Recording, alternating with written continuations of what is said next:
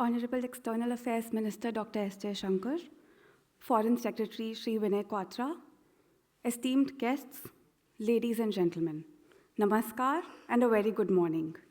I, Archita Goyal, an officer trainee of the 2023 batch of the Indian Foreign Service, warmly welcome you all to the second Distinguished Lecture Series hosted by the Sushma Swaraj Institute of Foreign Service.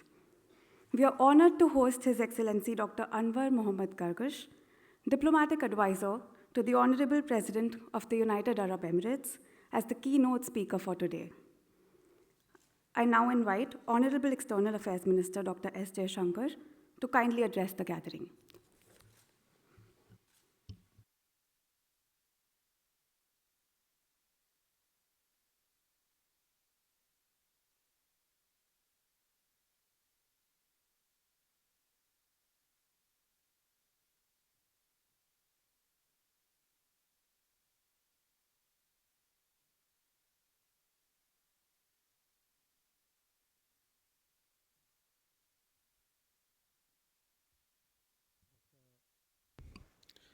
Dr.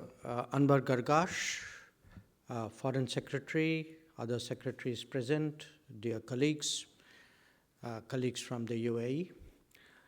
It's a great pleasure for us today to host Dr. Gargash, the second distinguished lecture. And even though I think this was not initially contemplated, I requested the Dean and Foreign Secretary for the opportunity to say a few words. And the reason is that I first met Dr. Gargash in 2015. It was my first visit to the UAE. It was my first visit actually to the Gulf. And he was the first person with whom I actually interacted. And for those of you who have seen this enormous change today in India-UAE relations, I think you would appreciate that a lot of it actually, the story in a way begins in 2015. And over the years, starting from that initial meeting, there were two aspects to our relationship which I valued greatly, which I still do, which is why I'm personally pleased that he's here today. One, that if any of you wanted an explanation of the enormous complexity of that region, and you wanted a single-stop shop, that is the gentleman before you.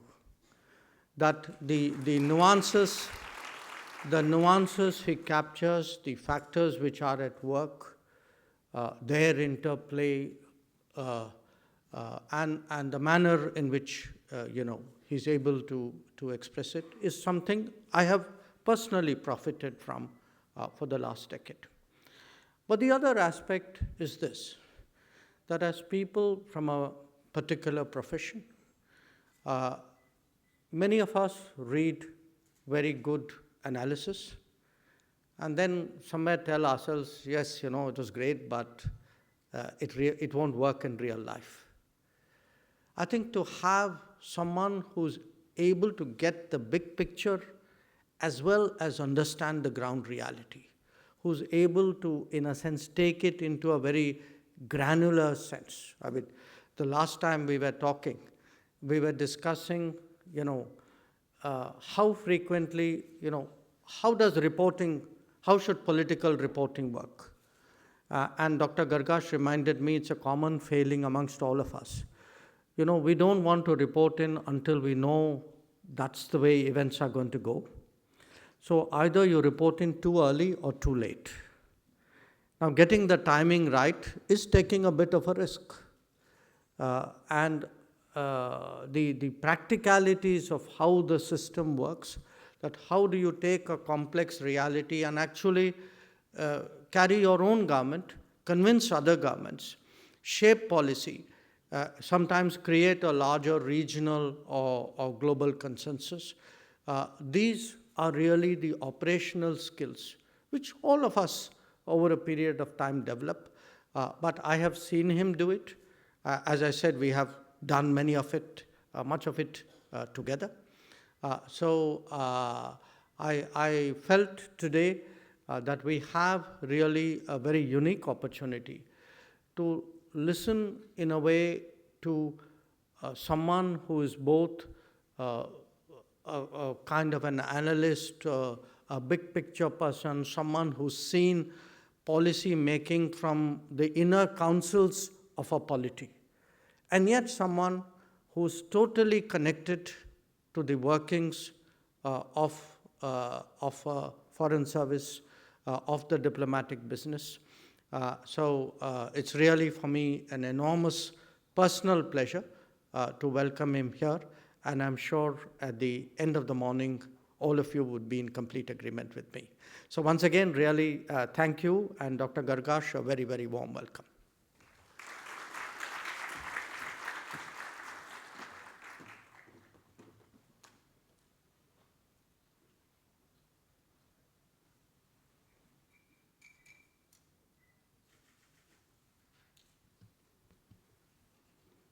Thank you, sir, for your kind words. May I now invite to the stage His Excellency, Dr. Anwar Mohammed Gargash, Diplomatic Advisor to the Honorable President of the United Arab Emirates, and Shri Gadam Dharmendra, Dean Sushma Swaraj Institute of Foreign Service.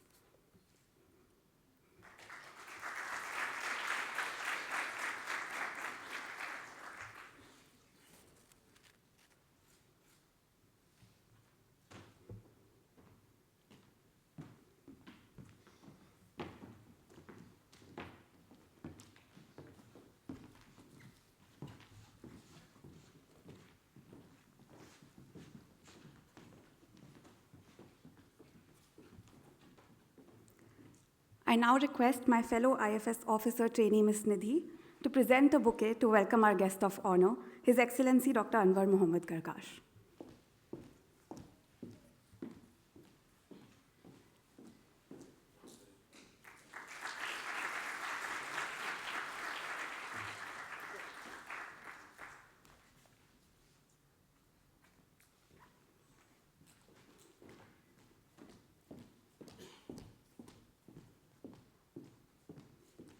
May I now request Dean SSIFS to kindly take the session forward.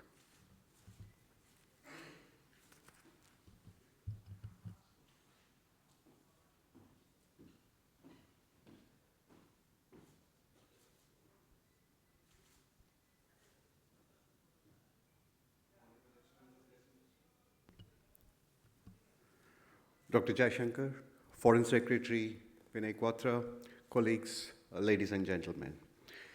It is an honor and a privilege to welcome His Excellency Dr. Anwar Gargash, Diplomatic Advisor to the UAE President, His Highness Sheikh Mohammed bin Zayed Al Nahyan. We at the Sushma Swaraj Institute are deeply grateful that Dr. Gargash has kindly consented to deliver the second Sushma Swaraj Distinguished Lecture Series. This lecture series was designed as a platform for eminent personalities who have made pivotal contributions in their field of work and, more importantly, have differentiated themselves through their leadership and their innovative and inspirational ideas. Dr. Gargash easily ticks all of these boxes and more. As EM has already explained, he has had a long and illustrious career. He has woven together a realpolitik approach to international relations with an unparalleled ability to parse through complex issues and distill these into pragmatic and actionable packages. He has been the architect of the UAE's foreign policy from the turn of the century, and as diplomatic advisor to the president is now into his third decade and more. This vantage position has given Dr. Gargash a ringside view of both regional and global developments. His tenure, more importantly, has also coincided with significant achievements by the UAE, from sending the first Emirati into space to the Dubai Expo, the Abraham Accords, and recently the COP28. At a time of deepening polarization between great powers, Dr. Gargash has astutely charted a way forward for middle powers. He has advocated for a measured and carefully calibrated approach, prioritizing the search for diplomatic solutions to complex global and regional challenges. He has called for building bridges among countries, howsoever serious their political differences may be, and for the de-escalation of conflicts and tensions in the West Asia region and beyond. He has been a consistent advocate for building platforms of dialogue and has been singularly unique in urging for the blending of national interest with values and for progressive and open and tolerant societies. In these endeavors, Dr. Gargash has forged a close relationship with India, specifically his well-known bonds with Minister Jaishankar.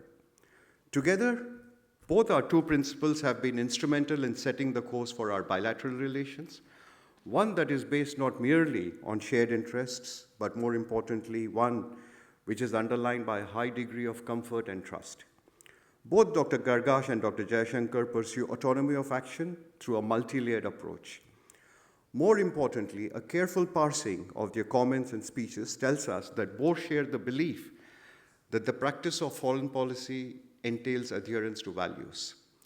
As Dr. Gargash said, relations between like-minded countries is a two-way street. Colleagues, ladies and gentlemen, before I invite Dr. Gargash to speak, a few house rules. Dr. Gargash's address will be live-streamed, but the question-answer session is closed. We'll follow the Chatham House rules. As always, standard procedures, please turn your phones into silent mode. No recordings, no photographs, please. I will now also request that, given the paucity of time, if you have questions, there are ushers, you can take a slip, write them down, and I'll moderate the Q&A session. Dr. Gargash, may I please request you to deliver your...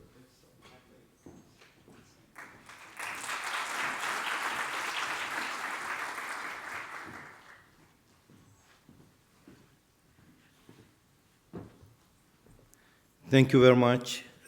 I'm overwhelmed with all the kindness and the words of welcome, and definitely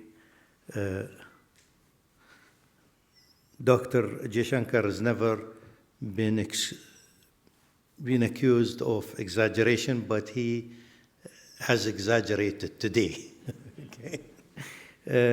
Again, it's really a pleasure to be here and to share some of my thoughts on basically foreign policy and how we see the world.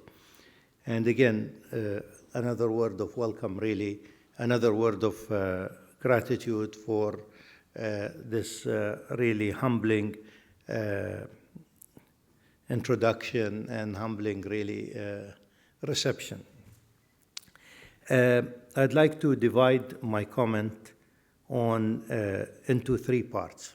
I think the first part, which is of interest, is a few reflections on the India-UAE, UAE-India relationship. I think it's important. Prior to 2015, a few years before 2015, we did a study, an internal study of how can we better engage India within our foreign ministry. At the time, I was Minister of State for Foreign Affairs. And it was quite a hefty study. And the idea basically is we saw this relationship, which was a very good relationship, very historic, very much people-to-people relationship.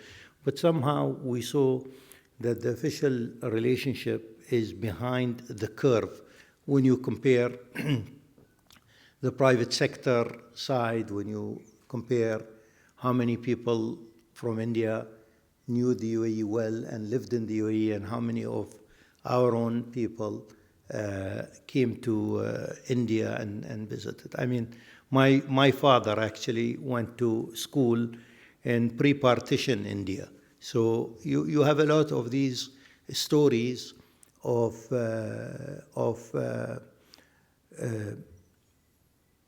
historic relationship with cultural undertones, various things, but at the same time, it was like a beautiful old garden that was not tended. So how do we tend this garden?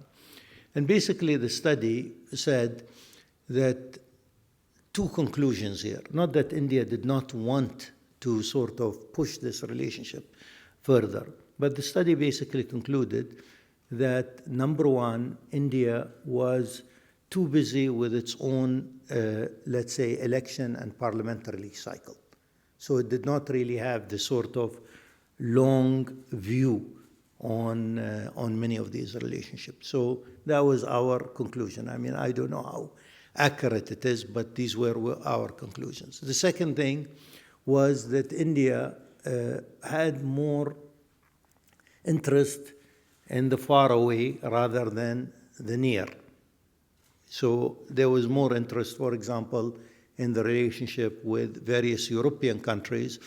Also, the pickings around you were potentially much bigger, and so on and so forth. I think these are the two conclusions.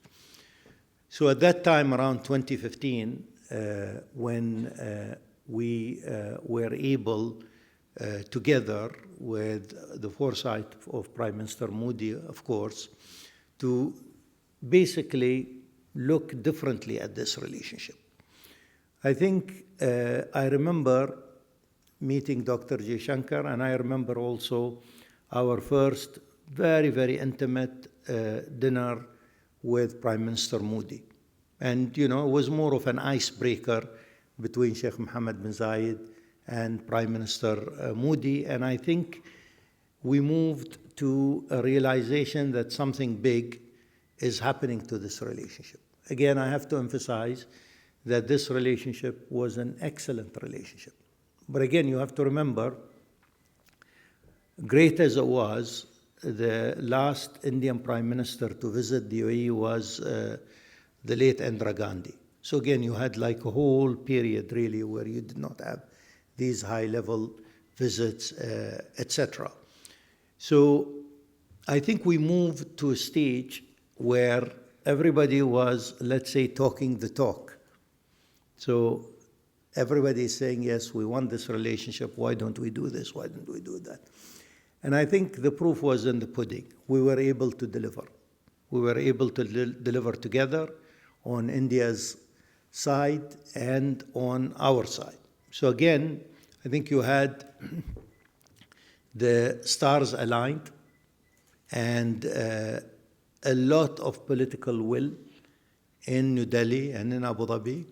And based on that, we saw what we saw. We were able to achieve what we were able to achieve in various areas. Things that we thought are not possible have become possible. And I think also the view is the view that, and I think this is also a changing cultural view, that sometimes let's not just expect that great relations are with London and Paris and Washington, but great relations are also in our neighborhood. And not only great in terms of niceties, but in terms of actual practicalities, in terms of what you can achieve, in terms of what you can bring back to your economy, to your people, to your place in the world. So this, in my opinion, was extremely important. And the relationship, in my opinion, also took a very strategic direction. I would say prior to 2015, as I said, magnificent garden when you describe that relationship, but very much left alone, very much in need of, tending to, etc., etc. And I saw an interview a while ago, I think it was in the Times of India, or in the Hindustan Times, I think one of the two papers, with Dr. Jaishankar, and he was asked actually, why the emphasis, or how do you see the relationship with the UAE? And he said, it brings results. And, sometimes when you put your effort into something and you see the product of your work, you're more encouraged to do something more. But if you put your effort and you see only promises, but you don't see actual efforts materializing, of course you keep the relationship, but it's a different angle, it's a different perception of how you see this relationship. So the more you get, the more you give. I think it's a human nature, and from that perspective, we saw signing of a strategic agreement. We saw a lot of solutions to various areas, increase in UAE, investments in India, in various sectors. And not only that, I think it sent also the messages, the right messages to communities on both sides, to a very large NRI community that lives in the UAE, when they feel that that relationship is actually on an ascending trajectory. There is encouragement. There is encouragement to do more, to try and sort of use the winds and the sail that they see from a strategic relationship and build more on it. We signed what is essentially an FTA. It has a different name, of course, but a free trade agreement, comprehensive agreement with India in record time.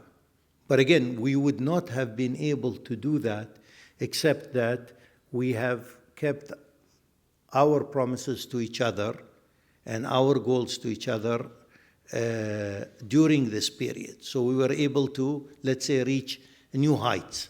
And I think from that perspective, we have today trade between our two countries is $85 billion. And that's quite substantive. When some other countries hear the figure, they're like sort of, taken aback by the size of trade that we have. And as I said, it's not only the size of trade, it's also new sectors that we are working in. We are, for the first time, for example, you have Indian interests in our oil sector, which was never the case before. Our oil sector was always more Western participation. So all this was sending the right messages, is if we have the know-how together, if we can do things together, things are going to move forward. And there's still a lot to do. There's still a lot to do. I think they've been, I remember when Prime Minister Modi came, one of the early requests that he made was to basically get a land for the Indian community to build this magnificent Hindu temple. We saw that also a sort of early test of the relationship. It took us 5 minutes. It took Sheikh Mohammed 5 minutes to say, of course, let's find the right place. I mean, that wasn't really an issue. Because again, you have to remember, for example, in the city of Dubai, you always had various communities, mostly from Gujarat and Sindh, and there was a small temple since I think it was 1902 or 1912, so more than 100 years old temple, but nothing, of course, to compare to this magnificent edifice that was built. But it's things like that. I mean, it is really about, first of all, building on an already excellent, but as I said, untended relationship. And then basically building what I would call a reservoir of goodwill. And then once you do that, then you go to the next step where you actually start the real work of pushing the agreements further, making sure the investments are there, making it easier for people to move and come and go, and so on and so forth. So the UAE is India's also third largest trading partner, I am told. And the second, India is the UAE's second largest trading partner. We always have, it's either China or India that are our number one trading partners. And as you know, more than 3 million Indian nationals live in the UAE. And actually, they are hugely contributing to the UAE. Some people, it's interesting, I mean, this is anecdotal, but let me just say it. A large segment of the Indian nationals who live in the UAE are from Kerala. But I remember differently. When I was very young, in the 60s, I remember that we had very few people coming from Kerala, very few. It was unusual. It was mostly, as I said, people from Gujarat, from Sindh. It made more geographical sense.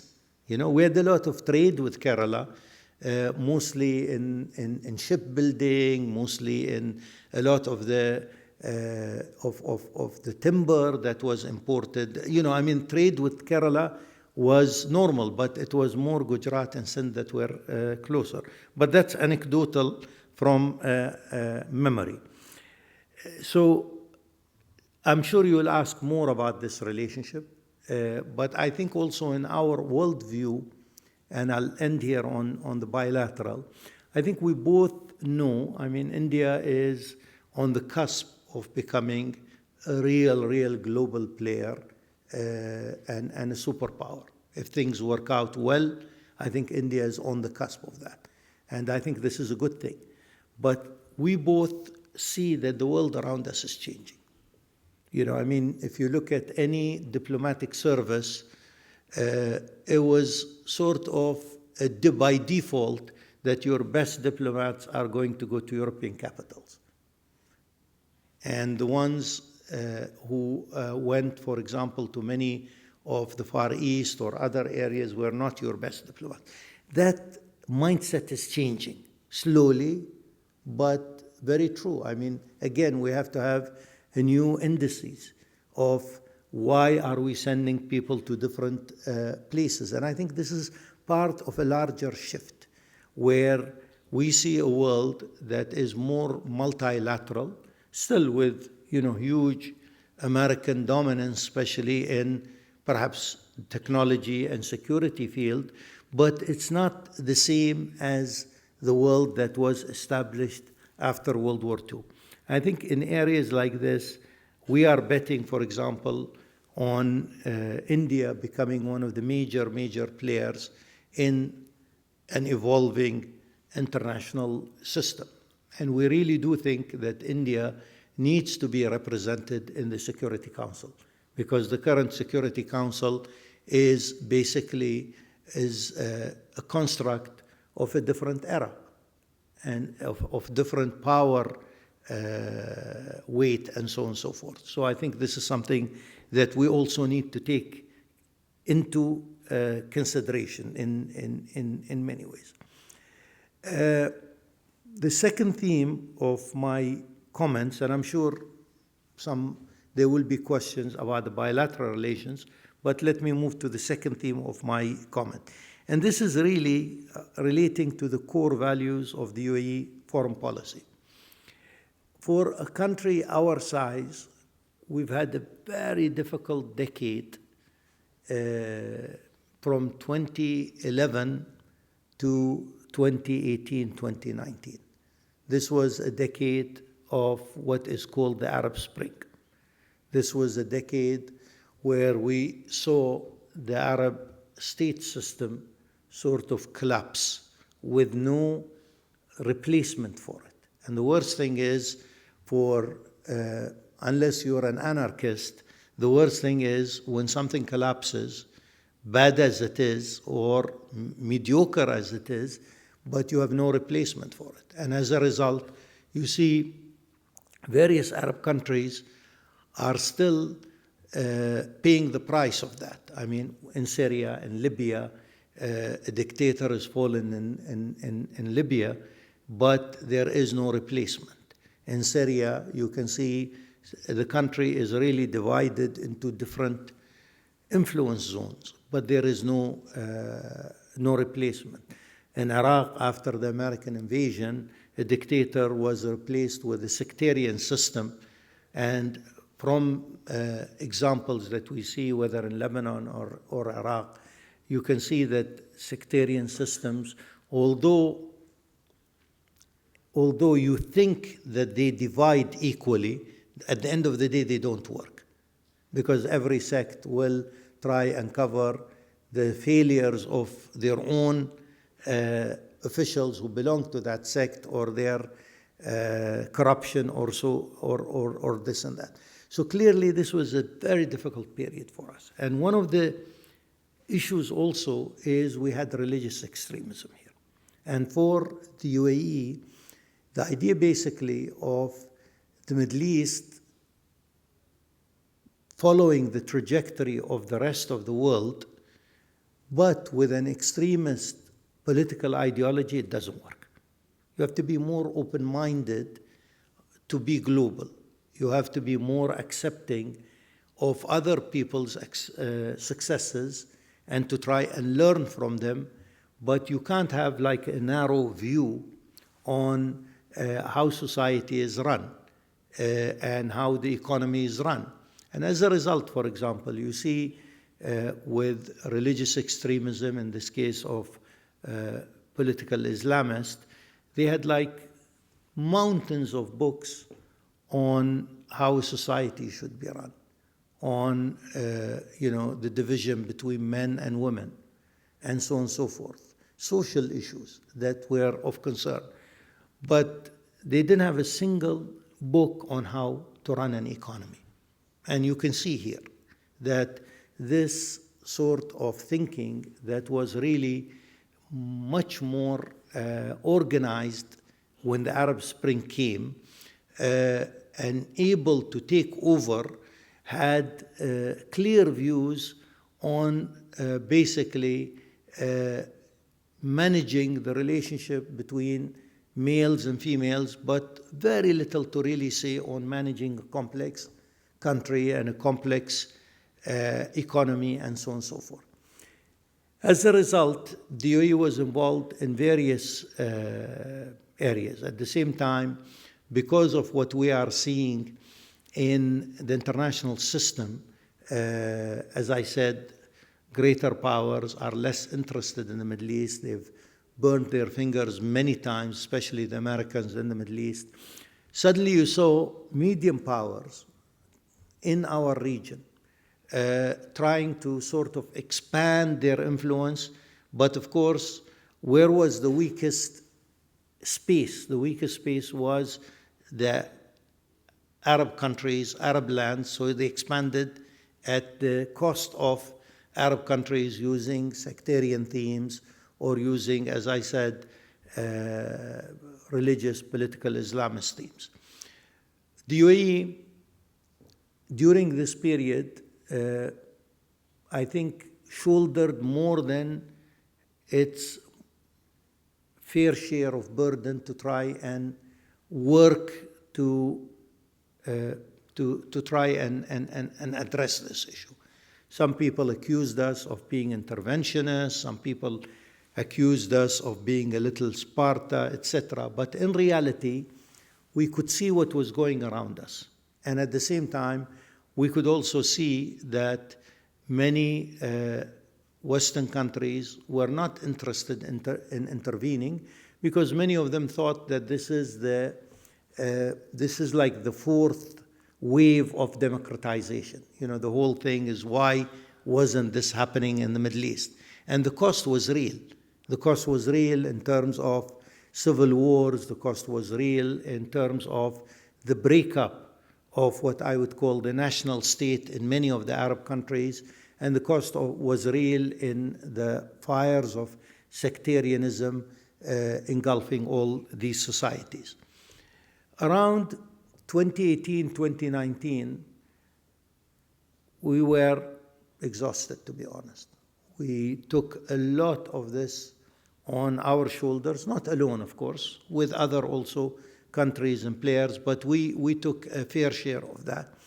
And I think around 2018, 2019, our forces were just on the gates of Hodeidah.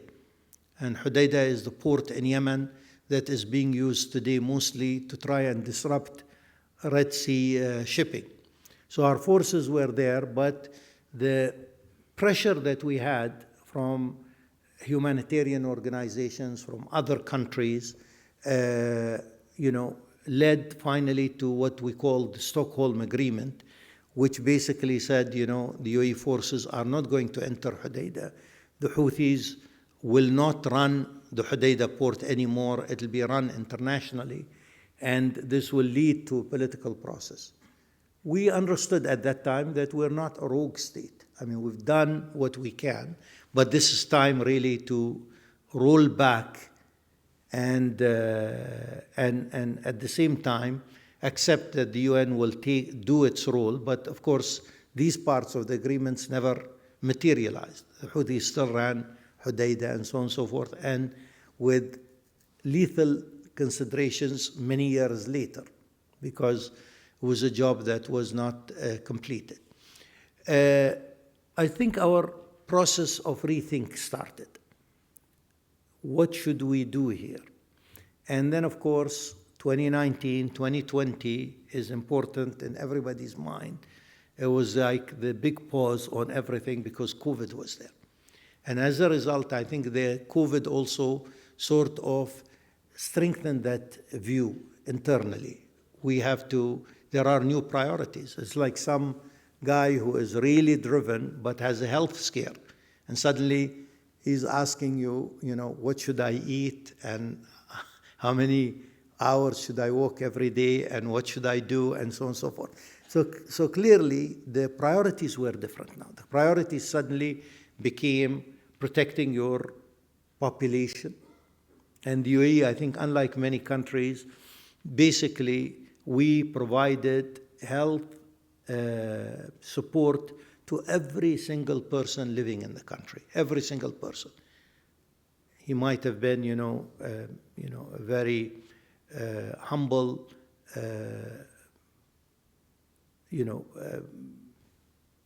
person working, let's say, in construction, to a billionaire. Everybody was covered during this period, and we made that a point. And we had a very clear policy from the start, is to keep our society as much and our economy as much open, but at the same time try also implement various precautions that were with the health protocol. But again, the message is we have to also concentrate differently. We have to sort of change the page because this period is totally different and we have to address that.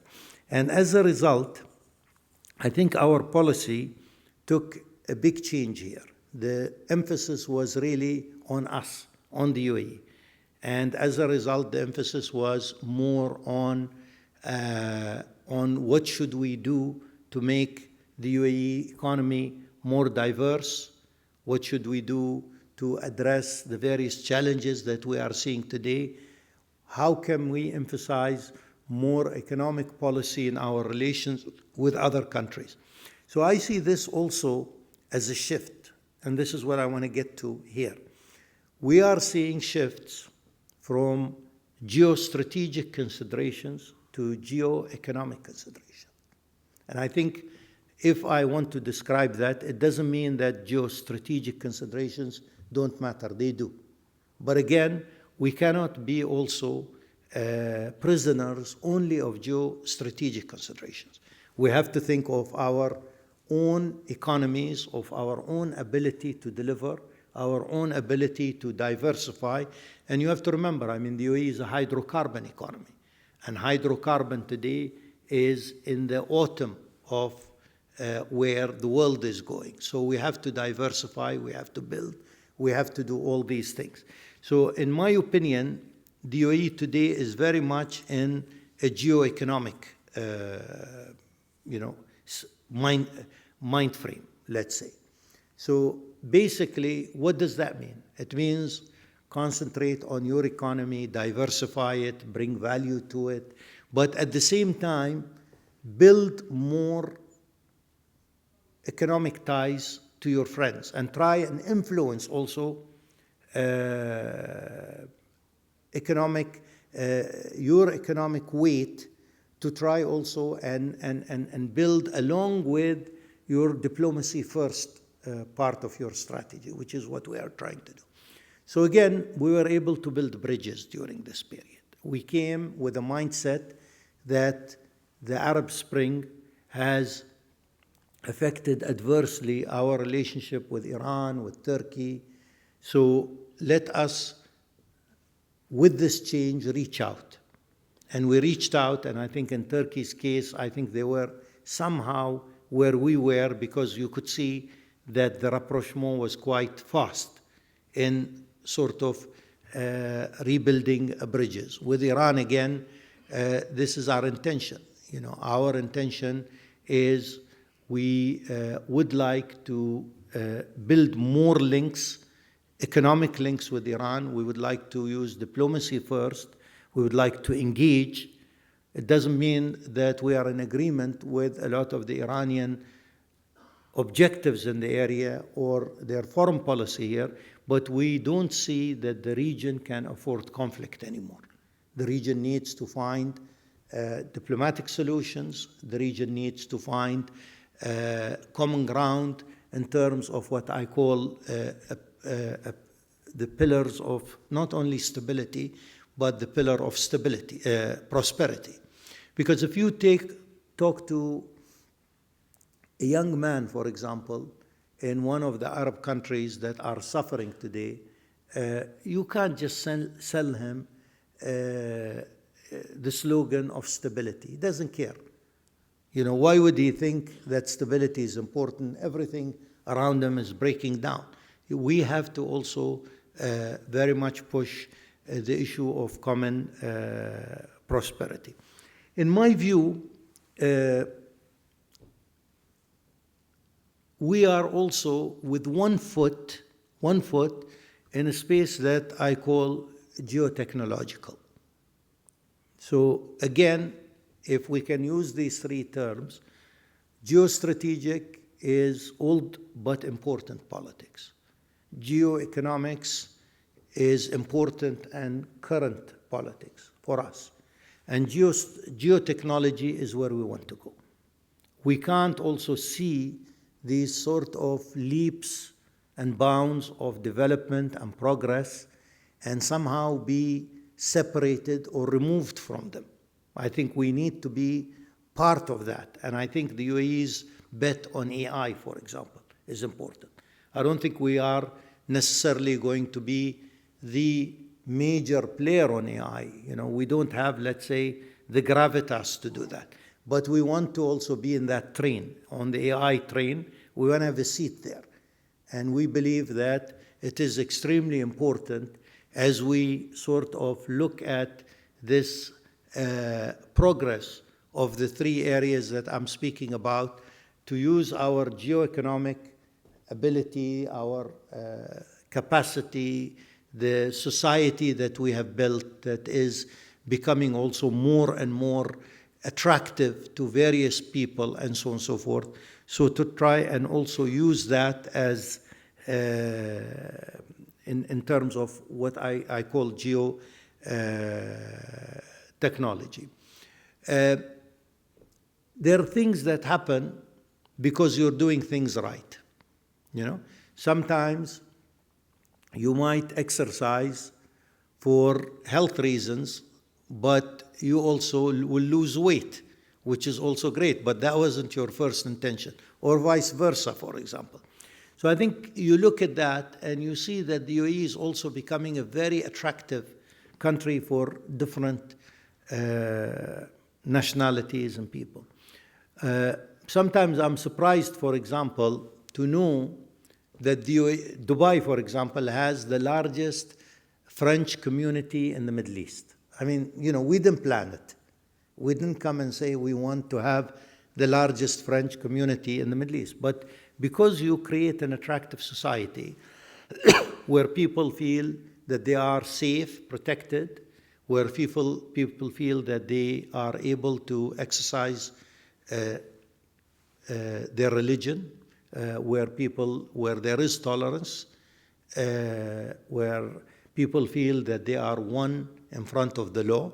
I think all these things encourage many young people to come and say, you know, I used to spend a couple of years in Singapore or Hong Kong. Why don't I spend a couple of years, which will extend to another 3, 4, or whatever, in Dubai? And this is how communities gather. You see a lot of young people in today's global world who come and say, you know, as I build my career, I want to be more international, and so on and so forth. And the UAE has benefited from globalization. There's no doubt about it. So the more we hear, for example, about conflicts between the bigger powers, and the more the world is divided with sort of Chinese silos or Chinese walls, we feel that's bad for us and bad for what we try and represent in the world. Because I think from our perspective, globalization is something that we have benefited from. I would also like to just say a word about the current international system. I think the international system remains fluid. Again, it depends how you look at it. I mean, if you look at the UAE, for example, as a country, it's not very large geographically, but in terms of its potential, of its economy, and in terms of its investment power, it's definitely several notches above what the geographic size is. So, you know, it depends really how you look at the various areas here. So if you look at the world economically, the world is much more diverse today economically. If you look at it from a security perspective, the Americans still are a predominant power when you look at it. Again, I think if we look at it technologically, you will see diminished Europe compared to a very important United States. The sum of all this is that this is a very fluid world. It still has not settled. And I think this creates for us opportunities, but it does create challenges.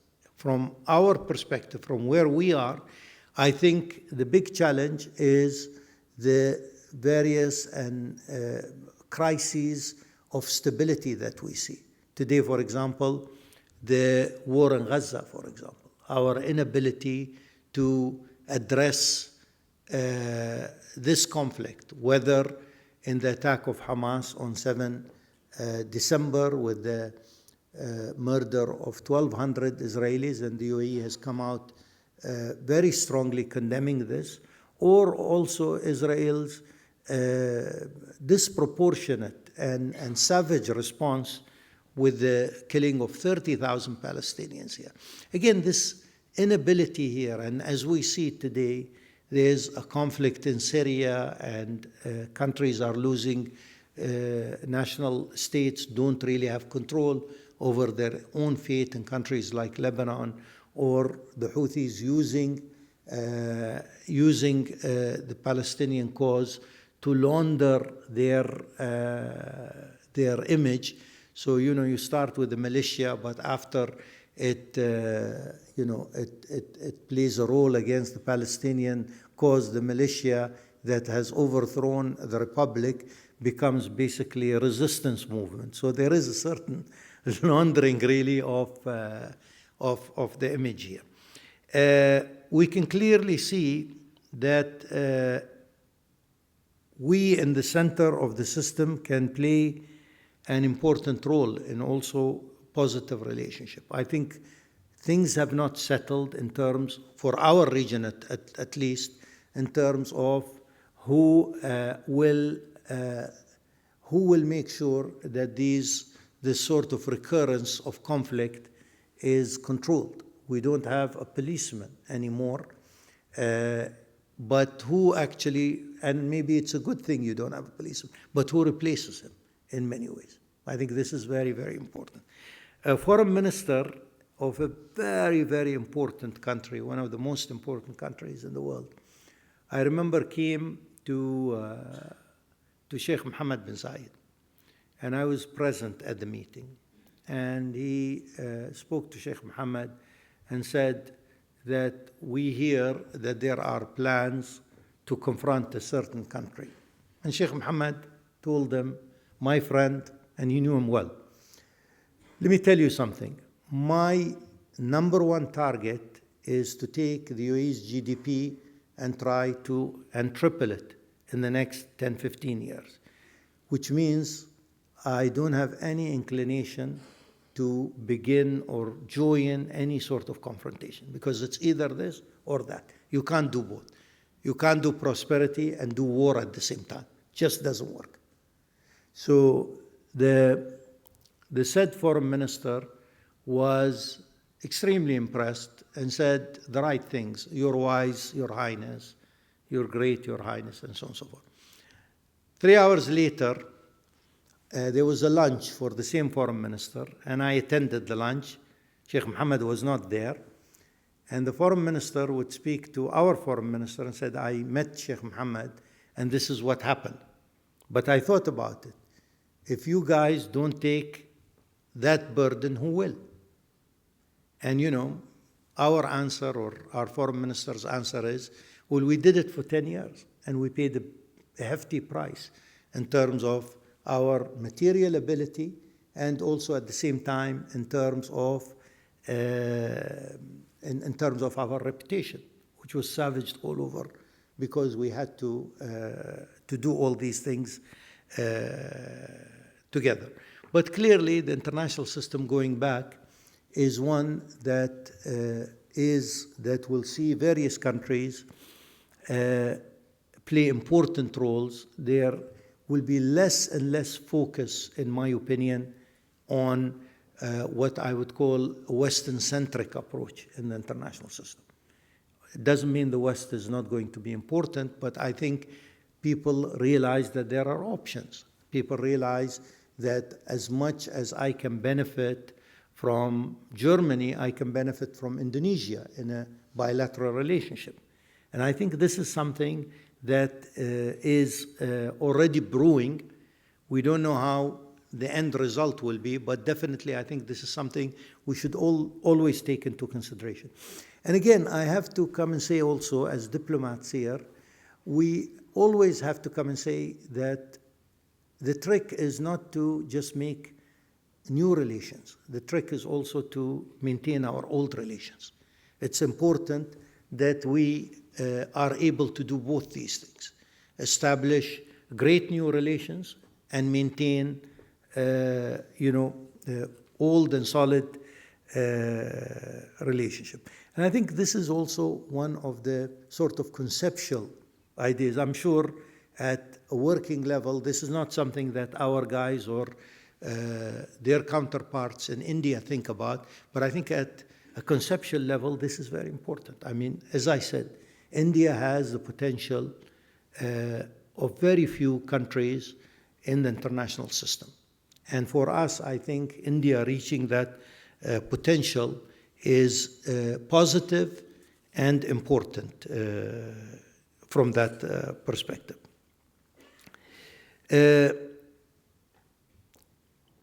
So looking at 2023, the year that just passed,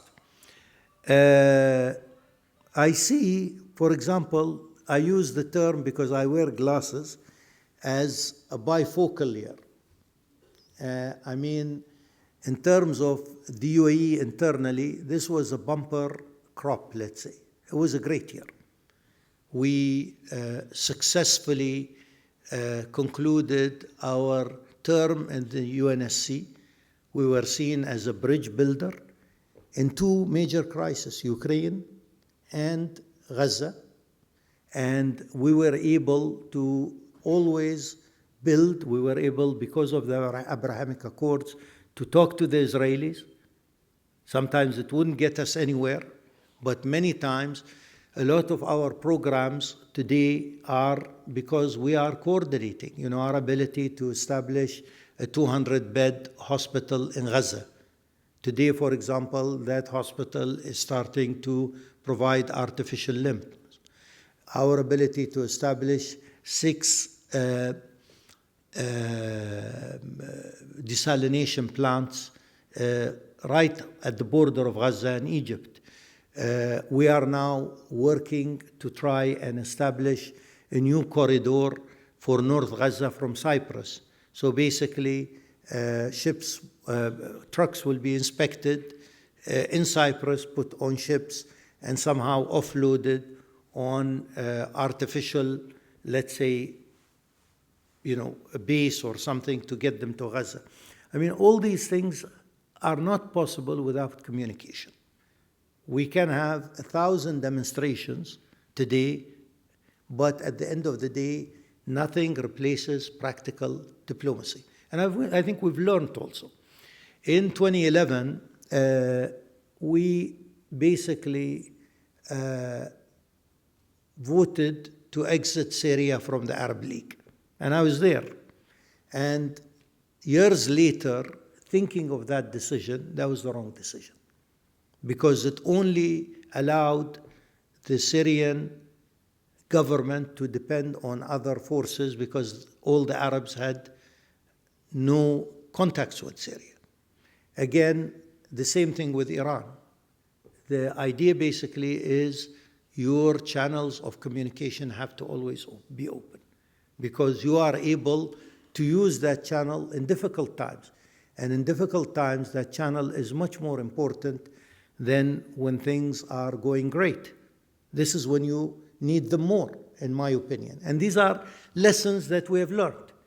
And if we knew what we know now, we wouldn't have done these things in the past. But unfortunately, that's the way things are. So again, going back, great year. Other than the UNSC, of course, we delivered a successful COP 28. The naysayers were many. The naysayers would say that, how can an oil country work on climate, And again, I think there is too much of a Western-centric view here. Everything has to be done in the sort of traditional capitals, whether it's international organizations, et cetera, et cetera. I remember many years ago, again, from practical reasons, we had a request to support, I think it was Germany or Denmark, for IRENA. IRENA was one of the new organizations here that was on renewable energy. So again, I was looking at the request here, do we support Germany, Denmark? And I came to Sheikh Abdullah, the foreign minister. He said, give me a day, I'll come back to you. He came back to me next day, and he said, no, why should we support them? We'll compete. So we came out and competed, and of course we had things to go around. I mean, we had to address this. So one of the main things was, our main arguments, that there were no international organizations outside of the traditional Western Hemisphere, except I think one in Kenya, and there was one in Japan, if I remember correctly. So this was a strong argument. The argument that you can't build and institute new organizations, keep them all in the Western Hemisphere. The world has changed. Then there was the whole idea of, okay, what about Israel? How can you host an organization? And at the time, we did not have the Abrahamic Accords and the relations with Israel. We turned this to an advantage also. And we said, no, the Israelis will be allowed to have a mission to IRENA. Suddenly, the Americans became our biggest supporters, And we worked very hard, and we campaigned, and we made sure that we had various ministerial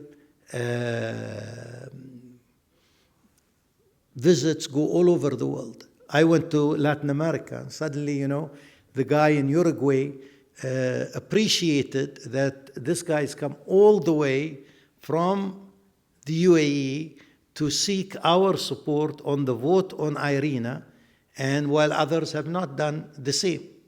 You know what? He deserves it. And this is, I think, how diplomacy is done. You make the arguments, and then you put the effort.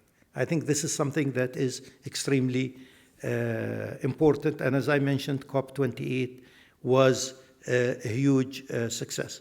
But The other side, of course, of the bifocal lens that I spoke about is that this was a very difficult year regionally. Gaza and the crisis that continues, the Ukraine, which has an effect also on all of us in terms also of in international organizations. And you should see how the world is polarized. And, I don't stop too much at the issue of double standards. I mean, I know people love to say, look, double standard. I assume that politics is about double standards. So don't waste my time about proving that there is a double standard, I mean, I'll use this in a sentence, but I'm not going to cry about it because I think we always work in a double standard. We always work in a world where issues are more important to the powers rather than to us. And as a result, we need to just understand the lay of the land and work with the lay of the land. Understand that we are the ones who are ascending, and as the ones who are ascending, I think we should be aware of it. I mean, it's good to know, but I don't stop much as that. So again, I think this has been very difficult in that period. I will conclude with a few minutes just on a few personal notes on diplomacy and what I used to tell a lot of our guys. I think the first thing is diplomats are, in many cases, the first impression of any foreign government of your culture, of how you deal with people. And I think humility takes you a long way. So in my opinion, humility is extremely important. And I would say in the Indian culture, this is already ingrained. So use this as a strength. Don't consider it a weakness. I think the idea basically of humility is extremely important. I think the other issue is also of constant learning. Because as you see, I was asking, I came from a very diverse background. I was an academic and I worked in the private sector. And then I came to the foreign ministry. So I asked one of the older diplomats, how do you see the foreign ministry today compared to the foreign ministry when you first joined? And he said, when we first joined, the sort of areas that were considered foreign policy were very limited, geostrategic. Today, almost everything is foreign policy. You have to deal with environment, you have to deal with renewable, you have to deal with human rights, you have to deal with gender, you have to deal with God knows what. A lot of areas. So really you see a huge expansion on what is considered foreign policy, which translates to you've got to learn, you've got to keep up. You have to know a lot about issues that you didn't know about, and especially if you were mid-career, because things are changing almost every day. So in my opinion, this is an area where we should not shy away from. It's not like, we've done our master's and PhD and we just close the book on what I would call perpetual learning. That's extremely important. I would also say a foreign language is essential. I mean, again, English today is like basically computer skills. We should not consider English as our foreign language. I think we need to always try and basically learn a foreign language. I think this is extremely important because doors open to us. We look at things from a different perspective in a way that we wouldn't if we were just working through a single language from that perspective. So I think this is extremely important.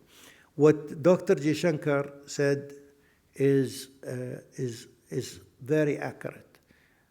Don't wait until all the details are there, because by that time you send your report events have overtaken you. You need to be quicker, because also the world is quicker today with all the messaging services and the internet and all that. I think that is essential. Yet, there are traditional cornerstones in diplomacy that remain. One of them is a good knowledge of international law. I think this is essential. Even if you're not a lawyer, a good knowledge is essential.